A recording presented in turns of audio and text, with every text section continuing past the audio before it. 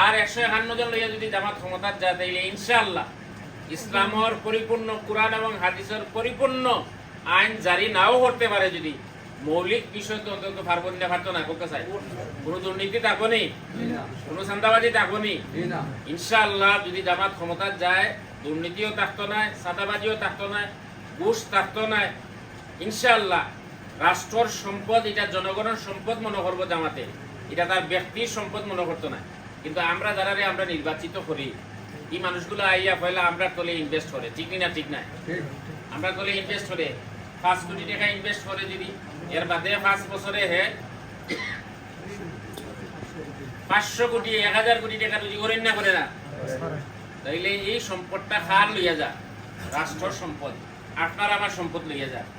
যার কারণে এই যে সামনে যে নির্বাচন এই যে কথাটা কইছেন যে ভোট দেওয়াটা শরীয়তের গুরুত্বটা কিটা, এটা আমরা এখন মাথা টানা লাগবে।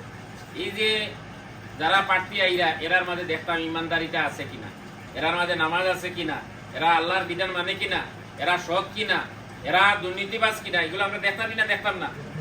এখন যদি আপনার এই ভোটের কারণে কোনো দুর্নীতিবাজ নির্বাচিত হয়, আপনার ভোটের কারণে যদি কোনো জিনাকুর নির্বাচিত হয়, আপনার ভোটের কারণে যদি কোনো খারাপ মানুষ কুকর্মর লগে সম্পর্ক আছে এমন কোনো মানুষ যদি আপনি নির্বাচিত করেন, আল্লাহর কসম আমি কইলাম যে আপনি আপনার এই ভোটের কারণে আপনি ইগুল লাগি দায়ী হইবেন না, হইতা না।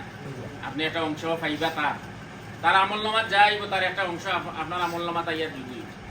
যার কারণে আমরা মুসলমানের একজন বাচ্চা হিসাবে, একটা মুসলমান হিসাবে আমরা উচিত আমরা ভোট প্রয়োগ করার আগে যারা খাড়া হয়েছেন এরার মাঝে যে সৎ, এরার মাঝে যে আল্লাহ বিরু, এরার মাঝে যে বালা মানুষ, এরার মাঝে যে মানুষ গিয়া তার সার্ভিস পাইব, এমন মানুষে আমরা ভোট যদি দেই, আর এই মানুষে যদি কোনো বালা কাজ করে আপনার নামায় আমলনামা, যেমন খারাপ জন্য যদি নির্বাচিত হইলে যেভাবে আপনার আমলনামা তাইব, সেই একজন বালা মানুষ যদি বালা কাজ করে আপনিও এই সওয়াবের অংশীদার হইবেন না, হইতা না। যার কারণে ভোট দেওয়াটা অনেক বড় আমানত। আমরা চেষ্টা করতাম মানুষের এর গুরুত্ব বুঝাইতাম, এর গুরুত্বটা আমরা যদি বুঝাইতাম পারি ইনশাআল্লাহ দেশও একটা শুরু হয়ে গেছে। যে আমরা সব দেখে লিখছি এবার কিতা করতাম, এবার ইসলামরে আমরা দিলাইতাম, এবার ইসলামী শক্তিরে আমরা দিলাইতাম, এবার ইসলামী দলরে আমরা দিলাইতাম, এবার জামাত ইসলামী দিলাইতাম। মানুষ এই মাত মাতির না মাতে না, এই মাত্রারে ব্যাপক হারে এটা প্রচলন করা লাগবে। পারমু তো ইনশাআল্লাহ। আল্লাহ আমরা কবুল করুক, আমরা সবাই বলি আমিন।